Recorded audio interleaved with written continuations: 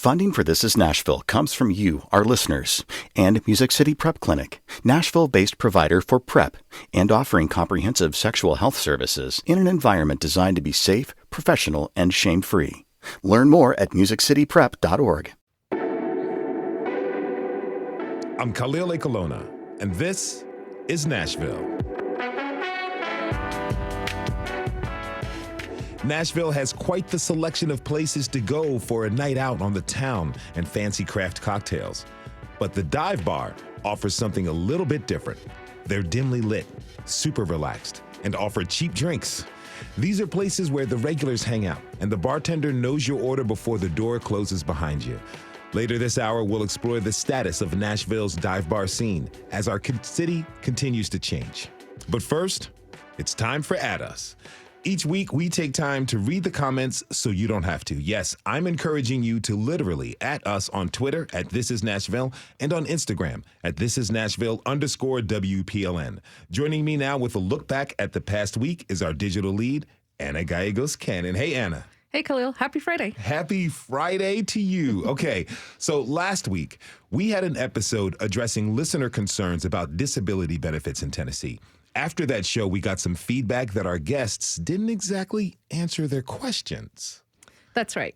So our producer, Rose Gilbert, has been working behind the scenes to make sure we were able to get answers for our listeners, like Larry. Our brother-in-law has come to live with us from Louisiana. He's had cerebral palsy since he was a baby. The problem is that he does not have use of his legs, and so he has to crawl up our stairs and was looking for some type of help for a ramp to be built. The governor's office had referred me to this website, radio station. While they spend $500 million on a stadium, we've got somebody that has to crawl into the house. Really lets you know where maybe the state and city's priorities are. So are there any resources for Larry and his family? Yes. Rose was actually able to get Larry in contact with United Cerebral Palsy of Middle Tennessee, which offers a variety of services, including financial assistance to build a wheelchair ramp. Mm-hmm. It took at least half a dozen phone calls to make this happen. And Rose got to experience firsthand just how complicated the process can be when it comes to tracking down disability resources. They might be out there, but actually finding them can involve navigating through layers of state and local government and private organizations. It's a lot of work. Mm-hmm. But if you live with a disability and live in or around Nashville, there are resources for you. And the best way you can find them is you can contact Tennessee Disability Pathfinder or the Greater Nashville Area on Aging and Disability Helpline. And that number is 615-255-1010. Again, that number is 615-255-1010. That is good to know. Our guest, Rachel Kessner, raised another concern. Rachel lives with cerebral palsy. She's been with her partner for more than 10 years, but if they get married, she'll likely lose her benefits. Why is that, Anna? So Rose was also able to find an answer here again. She reached out to Robin Fountain, who is the public affairs specialist with the Social Security Administration. So Robin said that if you receive Social Security disability insurance benefits, getting married won't impact that. But, and this is a very big but, okay, it is a completely different story if you receive supplemental security benefits. Robin said that, quote, because supplemental security benefits is a needs-based program, getting married may affect a recipient's benefit amount. That is because the amount of supplemental security benefits is based in part on the income available to someone and their spouse. It also gets really, really complicated if both people in this couple are receiving benefits, and in that case, they may want to contact their local Social Security office directly. I mean, people are trying to tie the knot, not untie the red tape. Yeah. Wow. Okay, so Wednesday's show was about exploring white identity. And one of our guests was Danielle Simpler. She's a mom who wants her son to grow up with a better understanding of race and tolerance. Here's what she said on air. I knew that I wanted to educate him from the beginning and to make sure that he grew up to be a conscious human that was educated on race and that used his privilege for good. So after the show, Danielle contacted me and said she wanted to clarify. Let's listen. I just want to take the opportunity to address one of my comments. I am learning, and I believe that being vulnerable to my mistakes is important, and it allows me to continue to grow. I stated that I wanted to raise my son to use his privilege for good. That is a phrase I actually do not like. I was a little nervous speaking on the radio and reverted to an old phrase I had let go of. I prefer and would like to correct that statement. What I was attempting to express is that I wanted to raise my son to be educated and aware. I want him to be a part of white people doing better. Thank you, Danielle, for that follow-up. Also, shout out to all of our listeners who submitted their questions for Governor Bill Lee and Democratic candidate Dr. Jason Martin, even if only one of them accepted our invitation. Yeah, but that's a whole different topic. But we did get some really great questions for that show, so we are going to do something similar for a future episode, but this time with outgoing Congressman Jim Cooper. The episode is next week, so listeners, here's your chance to ask Representative Cooper your questions. So just head over to our website, thisisnashville.org, and that's where you can submit them. Please do that. It's going to be a great conversation with Representative Cooper. Thanks to our digital lead, Anna Gallegos-Cannon, for this roundup. Anna, we'll see you soon. Yes, and our listeners know where to find me online. Don't forget to add us on Twitter and Instagram, and let's keep the comments coming. Also, fill out our community survey to let us know what topics you want us to cover at thisisnashville.org. It's super easy and quick, and it helps us produce shows with your needs and interests in mind. We have to take a short break. When we come back, we'll enter the doors of our local dive bars and learn what makes them special and what makes them divey. Do you have a favorite dive bar? Tweet us at This Is Nashville. We'll be right back.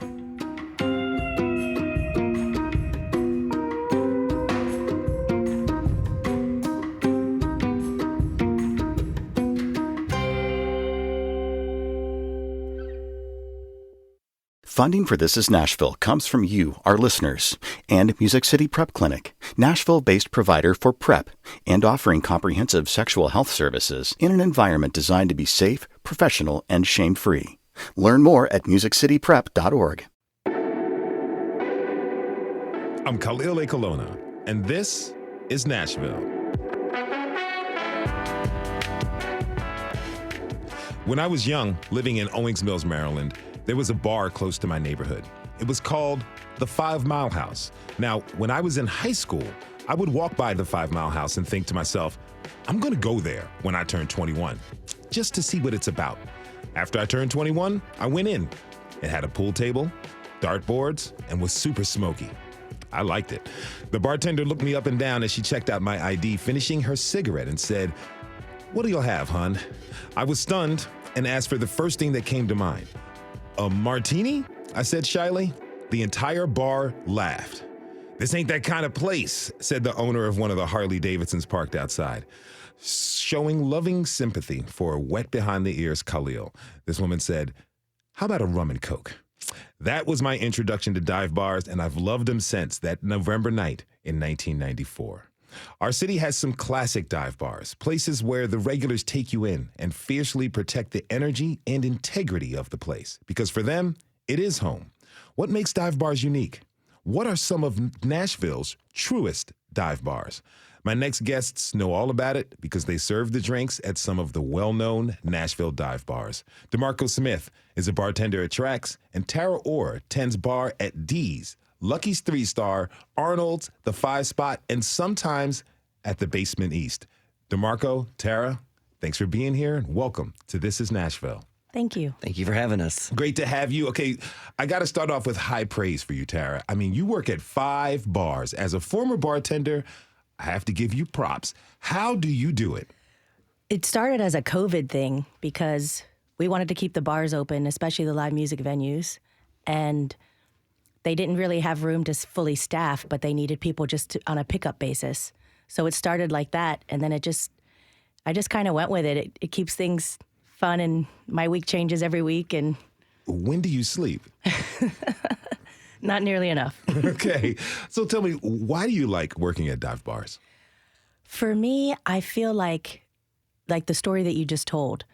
Like when people come to Nashville, sometimes they miss home, and I hear it all the time at Mickey's, at Melrose, at Lucky's. People are like, this reminds me of my bar back home. So it's just like there's a sense of community there. I've just seen so many friendships and music deals and business deals go down just from introducing people in a dive bar. All right, so here's the $1 million question for both of you to answer. Tara, you first. What is a dive bar versus a regular bar? Well, there's misconceptions about dive bars. People just assume they're dirty. And I can say for Mickey's and Lucky's, like two of the cleanest bars I've ever worked in. I think it's more about like people getting to know each other. There's just like a sense of community and almost like family, like relationships that happen there. And it's just also just that sense of home. Like you feel home and at home in a dive bar. DeMarko? Oh, yeah. I'm still mesmerized by your schedule, by the way. I have to say that because I did that at one point in time as well. Okay, so my take on the dive bar, absolutely. People get the notion of seedy, shady, hole-in-the-wall, dark places.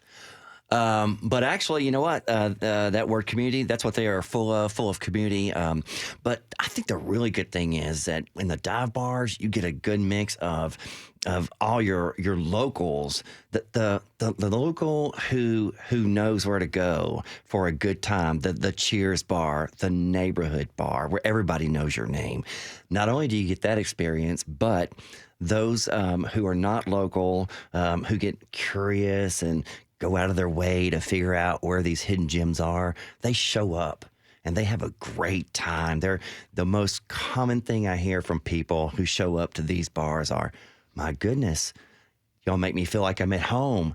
This reminds me of my hometown bar. I feel welcome here. Everybody's social, things like that. So always a good time.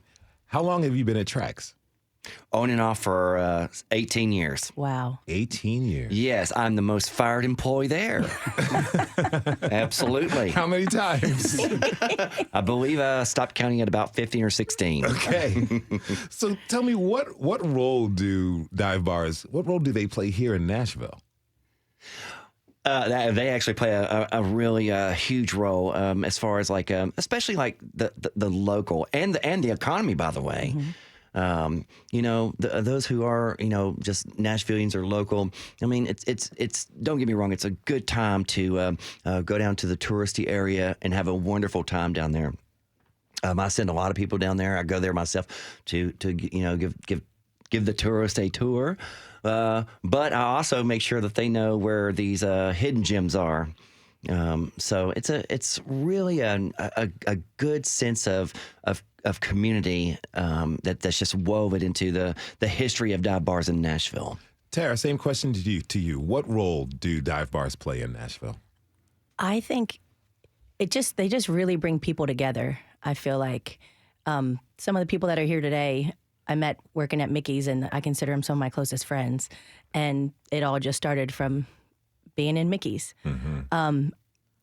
Again, the sense of community, it's just the friendships that happen in dive bars. It's just different than just going to a regular bar. Like they're lasting and real. Yes. It's not like, you know, you go to a bar, people are drinking, emotions are heightened, everyone's high-fiving, love you, buddy, you know. But in a dive bar, I feel like it has a deeper meaning, and those friendships stick. Now, Trax is one of the most popular gay bars in town. Now, DeMarko, what does that mean for the LGBTQ community? Oh, well, it means a lot. I build Trax as the #1 neighborhood bar in Nashville. Big shout out to all my other LGBTQ bars. I love you as well, and I patronize them as well. But Trax has been there for, like I said, right at 18 years. It's a staple. By the way, if you Google gay bar Nashville, Trax is #1. You know, with Trax, we give back to the community. Every year we do a couple of big fundraisers, some charity events. The big one is the Bianca Page Day. It's in August. Bianca Page was a very a drag queen legend here in Nashville that raised a lot of money in the tune of more than $1 million, and dollar by dollar, by the way, for the Nashville Cares, Vanderbilt AIDS, people who were really stigmatized by HIV and AIDS, and she's been gone now for a decade, 10 years. Mm-hmm. And Bianca Page Day is a proclamation. We got a proclamation this past year by our mayor, John Cooper, and also the adjacent street of Trax was formerly Kearney Street. It is now known as officially Bianca Page Way, and it is the first known renaming of a street in the entire country to be named after a drag performer. What does that mean for the community that frequents Trax to have something so special happen there? It means inclusion, recognition, love, progress. Getting somewhere. I mean, we're still a long way from, a lot of the achievements of equality among everyone. But it's a step-by-step process. So, Now, Tara, some people have an image of dive bars being a gathering place for musicians. In your experience, what's that connection like? Oh, I've seen so many collaborations musically just from people meeting at Mickey's, D's, Lucky's.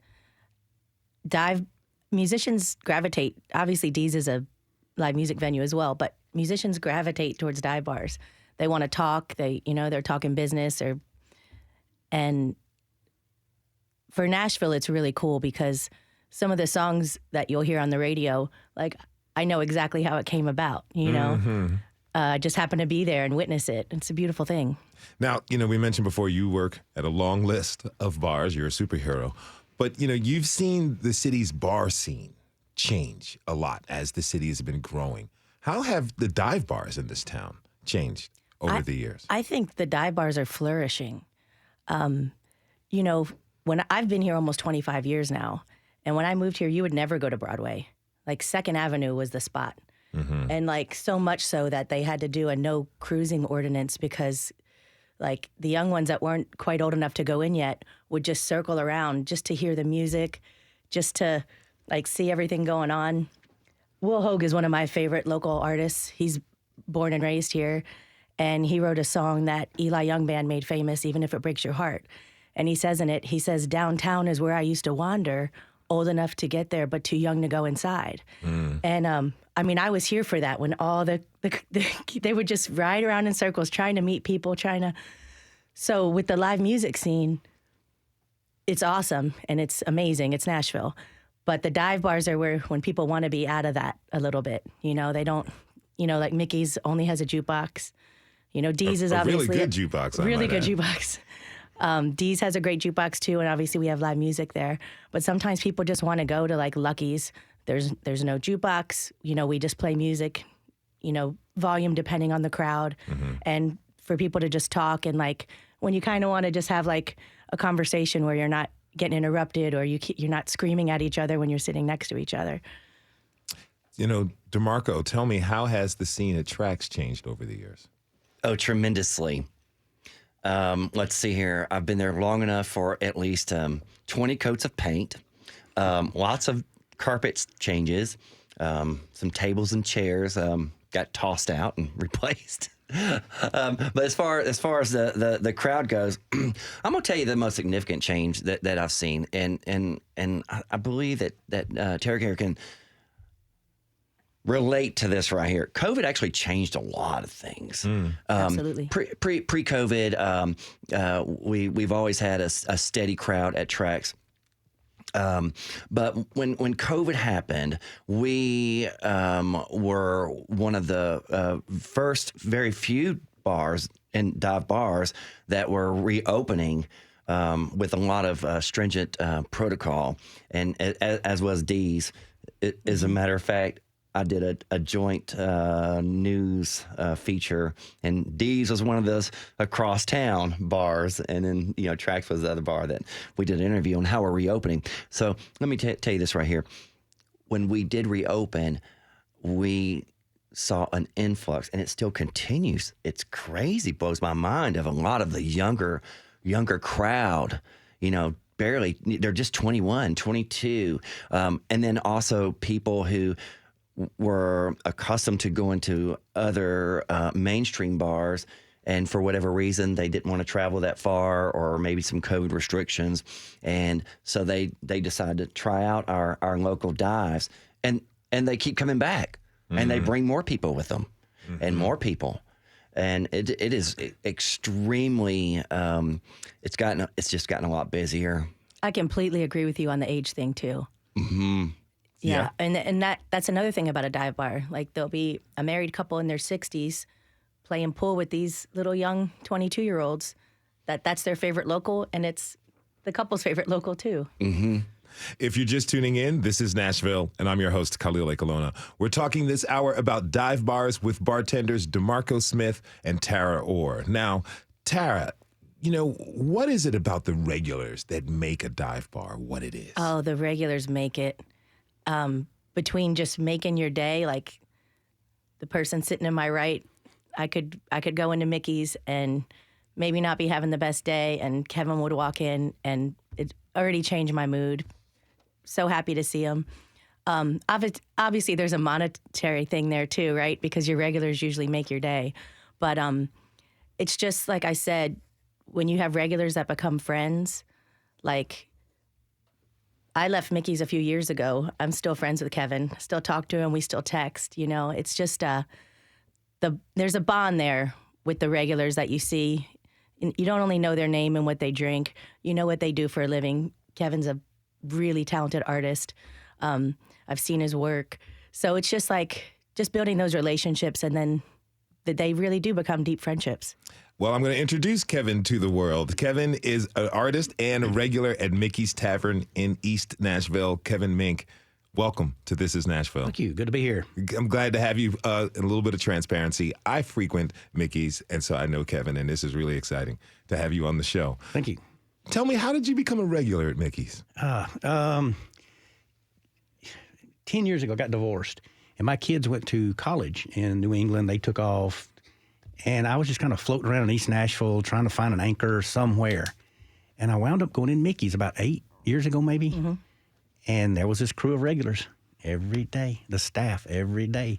And it's become this sense of community for me. It's my neighborhood, it's my people. And like she said, if I had an issue right now, I'd call somebody from Mickey's Tavern first to come help. Whatever it is, it'd be somebody out of that bar. What is it about that environment there that really makes you, you want to frequent that place and become a part of that community? Diversity, number one.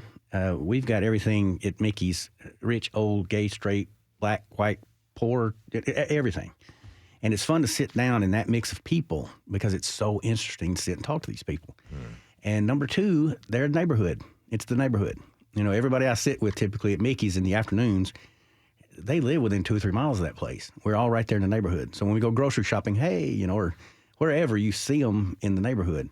And so it has helped me form a very deep sense of community in that bar and in East Nashville, actually. Now, I understand that for Halloween, the Mickey's bar staff and the regulars, they did something special. They very special. Can you tell us what they did? They dressed up as me. Yep. And they nailed it. They nailed it. So what was the outfit? What's the get-up? I typically will have on plaid, flannel, camouflage hat, and glasses. And the funniest part, I think Britt, which I think you'll speak to her later, she came up with these palettes, artist palettes. And in each palette, there was one of my sayings, one of my quotes. And I didn't realize what was going on when I first walked in. There was only 2 or 3 people there dressed up. And I noticed one of the palettes on one of the bartenders. And when I read it, it was a quote of mine. I said, oh, no, they're doing me. They're doing me. And they did. They nailed it. How did it feel to see people dressed up as you and also, really, what did it say on the palette? I want to hear. Oh, there's a lot of them. There's a lot of Kevinisms out there. Yeah. Let's do a blasty, blasty. That's a term for a shot. Are you in? You in? There's some I can't repeat on the radio. Okay. Yeah, but they nailed every one of them was perfect. Every one of them. That's awesome. Next time we see each other at Mickey's, a blasties on me. All right. Now, as we're watching the city change daily, a lot of new people are coming to town, and a lot of old stuff is being renovated or just done away with, and that really affects us all. I have to ask you, Tara, what is the essence of the dive bar in Nashville leaving? In my experience, I don't think so, but I've just been lucky to work at the best dive bars in Nashville. So, no, I don't feel that way. I mean, I know Nashville's changing, obviously, but I feel like that feeling of like the Cheers bar, the neighborhood local, I feel like it's still pretty strong. DeMarko, what should people really be considering if they're planning to go to a dive bar for the first time? If they've never been, if they've really rookies to going out to bars, or they tend to go to what are quote unquote fancier establishments? Oh, well, first off, here in Davidson County, you need to make sure you have your ID at the door. That's the first thing. Okay. And unfortunately, at this point in time, we really don't have the capability of drinks to go. So please keep your cocktail and your beer inside the bar. But what they should be expecting and considering is absolutely a good time. I've been a patron of Mickey's, Lucky's, Santa's Pub. Forgot to mention that one. One of my little favorite little trailers, literally. But anyway, the expectation should be just a neighborhood cheers. Everybody knows your name. Get to know people. Really super, super good time. And I wanted to touch base on what Tara had said earlier too. About the feeling of the regulars. They are what makes it. I mean, it is. And you know their name. You remember their drink. Sometimes they switch up on you, like out of the blue, weirdly. After they've walked in, you already have their Jack and Coke on the bar, and they all of a sudden they say, "Oh, I want a margarita." Yeah, what happened there? But for example, knowing someone, I was recently in Mexico, and I'm not fluent in Spanish. I had a Spanish driver. Had no clue what to say. I was kind of put in there from a travel agent, who, was giving me the direction here. And so, in order to speak to him on this 30-minute drive, I made a phone call to one of my regulars at Trax, who I know speaks fluent Spanish, and he was my grateful interpreter for a good 15 minutes. That's awesome. So he knows who it is, and thank you. But that's it. It's really good to have that inclusiveness and that camaraderie, so to speak. It's just such a good, warm, family, friendship, all-inclusive connection. Now, Kevin, we've heard Cheers. We've heard of Cheers. We've heard that a few times in the show. Do you have a regular stool at Mickey's like Norm? Yeah, when there's nobody in it, yeah. Yeah? Yeah. What part is that? It's actually on the very end down there near the spill zone where the bartenders come in and out. Okay. It's on the very end down there. And I don't know how it happened. I just started sitting there, and pretty soon every day I'd just walk in, and that's where I'd sit. Maybe you can mark it by having a Kevinism planted there. Get off my seat. Yeah. Okay, so we're going to list, what are some of your favorite dive bars, Tara? Oh, Melrose is way up there for me. I love ping pong. There's not a lot of places you can go play ping pong anymore. Mickey's is still up there. I had been working on Broadway for like 7 years when I left to go to Mickey's. Okay. So it was a big, big change. It was in the very beginning when there might be 5 people in there. Mickey's, it's not a dive bar, but we have a bar in there now. Arnold's Country Kitchen is a great spot. And kitchen's open Wednesday through Saturday till 10. The bar's usually open till 10:30 or 11.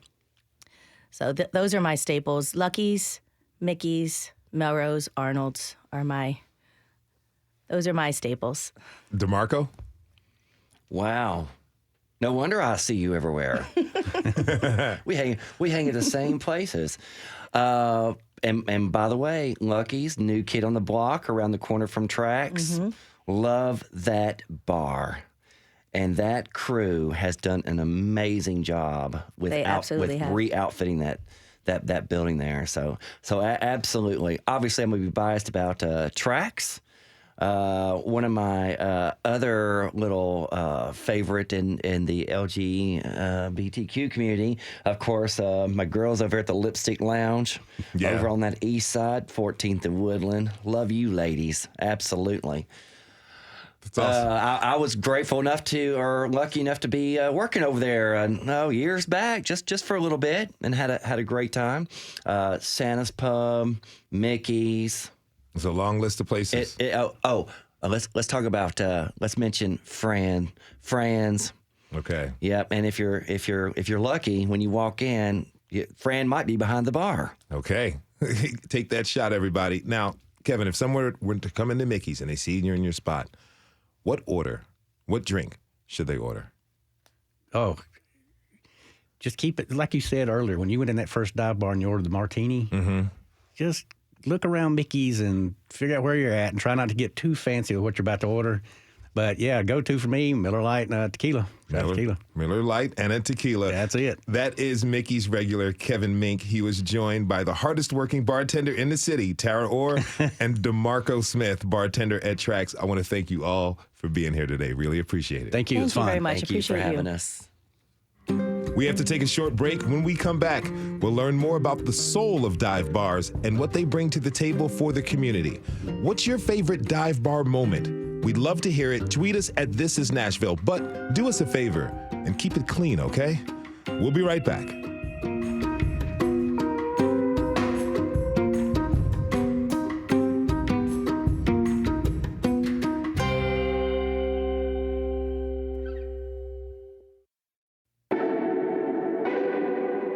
I'm Khalil Ekolona, and this is Nashville.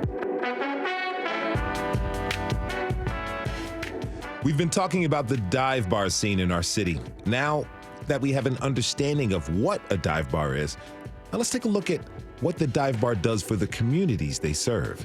Eric Patton is a barback and bartender at Dee's Lounge in Madison, and Britt Ronstadt is a bartender at Mickey's Tavern. Eric, Britt, thanks you so much for being here. Welcome to This Is Nashville.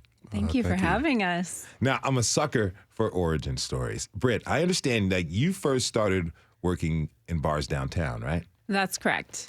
What was it about that experience that made you want to change scenes? Well, I would just say that I have always been much more attracted to going to bars where it feels like home. And that's not quite the experience you get downtown, although it's a blast to, check out when you're in Nashville. But I really just was feeling like I needed to find something where I felt like I was more with a family, not feeling so much like a number. So how did you come to Mickey's? So Mickey's ended up coming into my life because I had moved over into the East Nashville area, and I had never been there before. And I went in there one night, and I was just like, this place reminds me exactly of my favorite bar in Tucson, Arizona. And I just happened to ask one of the bartenders there, his name is Dermot, I'm sure a few people out there know Dermot, if they were accepting any applications, and he just pretty much looked at me and said no and walked away. Okay. And that just kind of shows, I mean, it's hard to get in to Mickey's. People do not leave because they're treated well and they love working there. So 2 years go by about, and I am over at Dee's Country Cocktail Lounge helping out Amy D, just picking up a few shifts, and with nothing permanent yet. And she just gives me this frantic phone call one day and is like, Britt, hey, look, what are you doing? You got to go over to Mickey's right now. Somebody's leaving, moving, and there is a spot open. It's going to get filled fast. You've got to get over there right now to meet the owner, like right now. And so I was like, okay. And I, just pulled it together and showed up over at Mickey's and met Andy. And we had a really great, comfortable, awesome conversation, chatting, and that's how it all started for me. Well, I'm glad that you answered that emergency phone call. Right. As I said, I'm a regular at Mickey's, and you're just awesome. Oh, thank you. We got a couple tweets in at This Is Nashville from Cleft Music. They say, here's to also have someone say the Springwater Supper Club's name, Nashville's most historic still opened dive. Shout out to Betty's on the west side, too. Both it and Springwater have been open for many years, and most of longer than some of the spots discussed today. And doesn't make them any less beautiful, of course. And that is very true. I went down to Springwater the other day, and I had a good time. It was my first time there. Now, Eric, you have a kind of interesting path to tending bar, right? Yeah. What were you doing before you worked there, and how did you end up at D's? Well, from the get-go, I was working at MAPCO, the gas station right there off of Briley Parkway, the little exit right there. It was very challenging, to say the least, because when I worked there, it was sometimes cool, but then you also have those moments where you had people to be calling out at the last minute. Then you have to stay the extra shift. They were trying their best to try to get people in there, but it wasn't really going the way they wanted. So I was getting tired of doing that. I was doing that for like the last 3 years of the 8 years I was working there. So then once I moved to the apartments that happened to be right next to D's, it was like every time I come home from MAPCO, I would get home, go up the steps, I hear the music, I'm like, oh, they seem pretty popping over there. See all the cars lined up, like there's no parking spaces or nothing. I was like, man, maybe I should go over there, but I'm not sure because, it's a bar. I haven't been in a bar in a while. When I was younger, in my like early 20s, I would go to like bars and clubs, and it got to a point to where it was like, you know what, I don't want to do this anymore. Yeah. Because I got so much going on and I don't have the time. So one day, one of my regulars in MAPCO, who happened to be a regular at these, Billy Reed, shout out to Billy Reed, my homie. Yeah, Billy. So he comes in, he was like, hey, bro, didn't you say you live across D's? I was like, yeah. He was like, you know what, you should come over there and check it out. I know you probably looked at it and be like, no, that's not for me, but honestly, come over there and check it out. So I was like, okay, since you said something about it, I'm going to go ahead and do it. So it was like maybe like 3 days after he's done told me to go over there, I was like, you know what, it's a Friday, had a rough day at work, might as well go and check it out. Go in. The first bartender I meet was Liz Turner.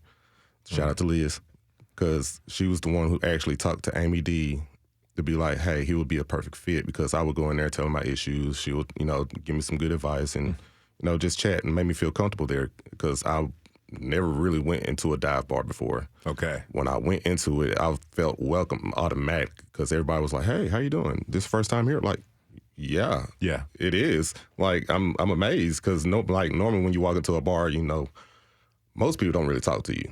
They're already about their own business. They're already doing their own thing. You just have to, just awkwardly sit there drinking your drink like, should I go over and talk to somebody or whatnot like that? Mm-hmm. But once all that went through, and then Amy D came to the MAPCO store herself and asked me, hey, are you Eric? I was like, yeah.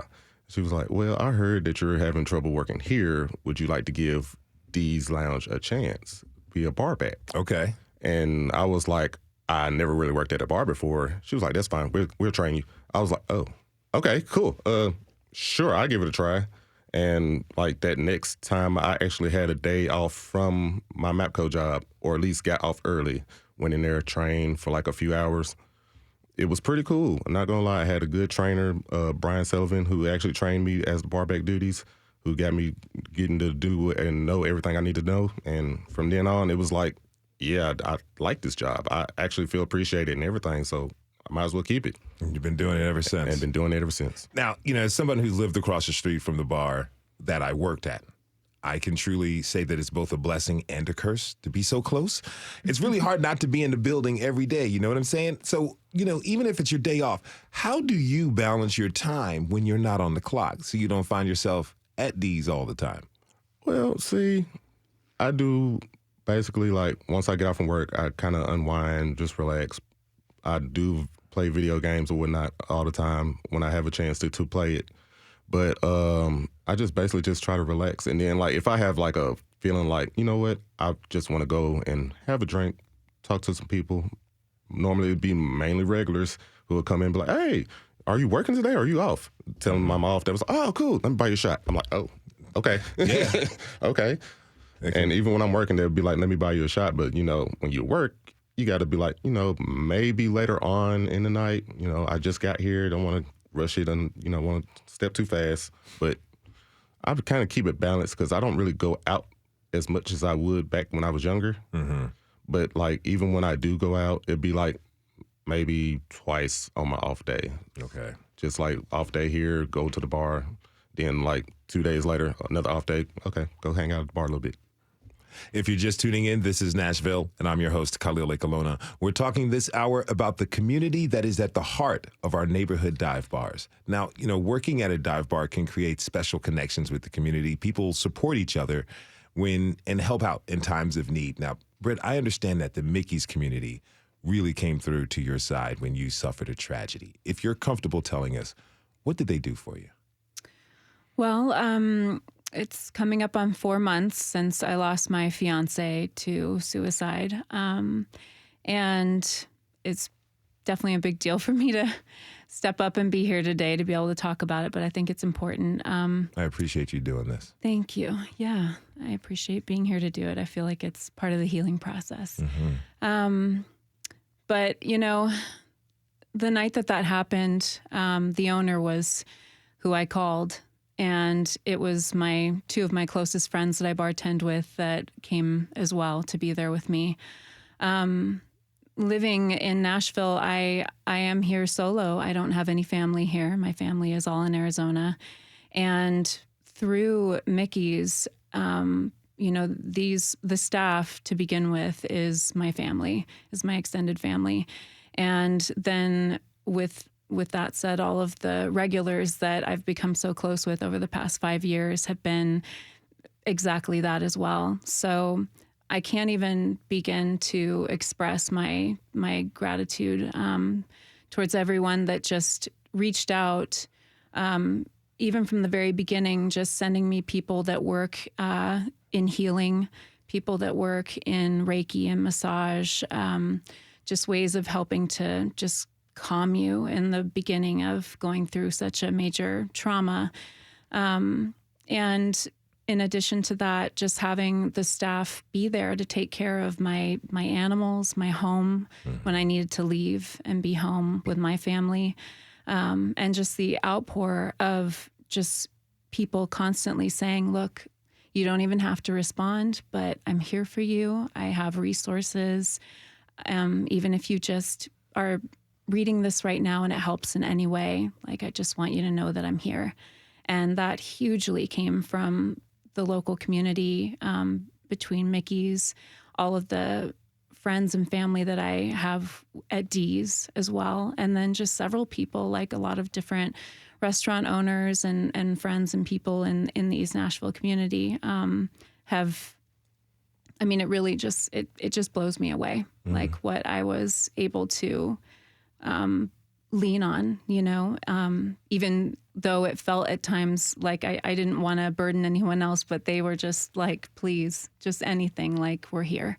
And so that's that community that, you know, it's that it occurs and happens in dive bars, right? Yes, absolutely. And I also just have to say thank you so dearly to the staff at Mickey's, because one of the big things was privacy, you know, in a situation like this. And they really did such a graceful job of communicating that to the people that were concerned for me. And just starting to come back into work now, everyone has been so respectful and kind, and it just feels like I'm coming right back home. I don't feel nervous or worried to be around these people. It's just like a big warm hug every time I come into work.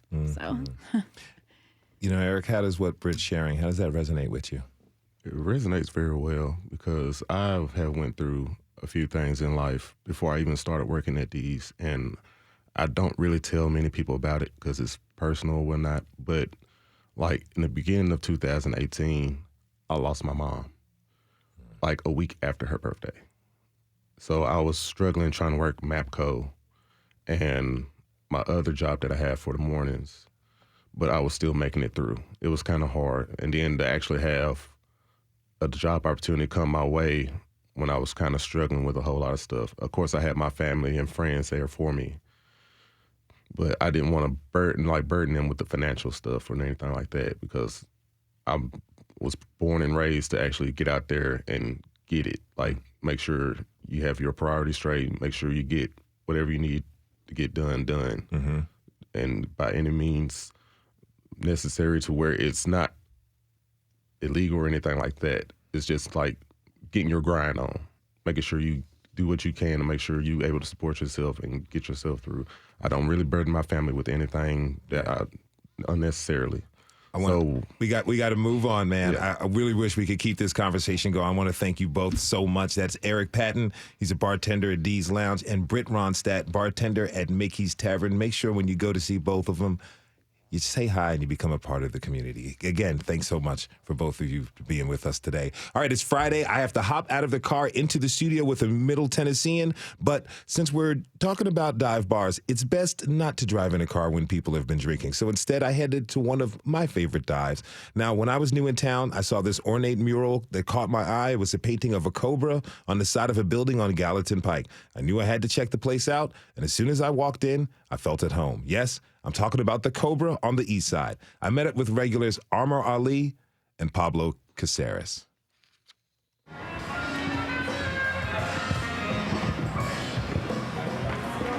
What's up, man? How's it going? All right. I'm all right, man. What can I grab you to drink? Let me get a Guinness. Guinness? You got it. Yes, sir.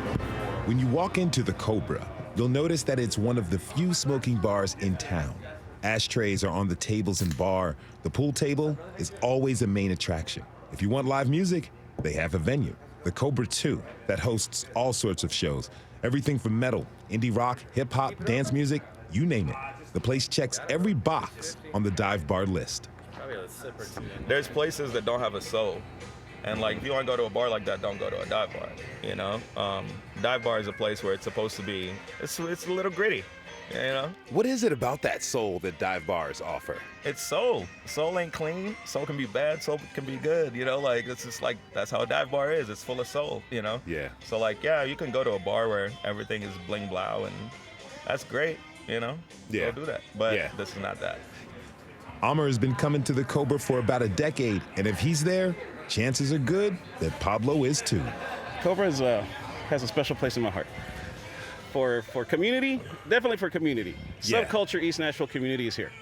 Goth night one day, having a conversation with preppy trust fund kid, having just got lost and like, hey, this looks like a bar, let's go have a drink, you know what I mean? Bikers, yeah. For Armour, it's a vibe of understanding and respect that is the energy of the Cobra. Everybody's, first of all, is like open-minded and loving. Like, you don't come here, and you don't last long if you come here with the wrong attitude, you know? It's just like I always say, it's like a community center that opened the bar. You know what I mean? Like, that's really what like the Cobra is like. Like, a lot of these people, like, if this wasn't even a bar, they still come and hang out here. Mm-hmm. So, look, I dig that variety as well. To me, it feels a little spiritual and real. I run my analogy by Armour. Let's just say Jesus came back. mm-hmm. Would Jesus go to one of these new hip bars, or would Jesus come to the Cobra? I feel like Jesus would be kicking it here at the Cobra. Who did Jesus hang out with? Yeah, right? Exactly. You know, who was Jesus around? Was he around the ruling class, the top people? No, you know, he was around Gentiles and you know, the prostitutes and the strugglers. Like, so yeah, I feel like, as funny as that is, it is kind of true. He would come here. He would come straight here. Jesus would come straight to the Cobra and kick it and whatnot. Like that is kind of true. As funny as like, it is, but, yeah. We ran out of beer. He's like, I got you. It's not a problem. Be like, hey, bro, we don't make any wine. We don't drink wine here. Yeah, exactly. You know, Keep the water. In all, this is a place where people care about who you are, not what you do for a living. And all political views are thrown out the window, and you know what I mean? It's just people celebrate. They either forget what they truly believe in, or they remember what being a human is. Mm-hmm. You know? Mm-hmm. It's Like I said, sometimes it's hard to express how you feel when you come in. You know, and besides the dingy part, and like, you know, you said how clean does a dive bar have to be? Like, you don't have to perform surgery on it, but you know, you walk away, you go home alive. You didn't pick up any infections. Yeah. Yes. I like that. I like that. Hey, thanks, man. Yes, sir. I'll see you later. Yes, sir.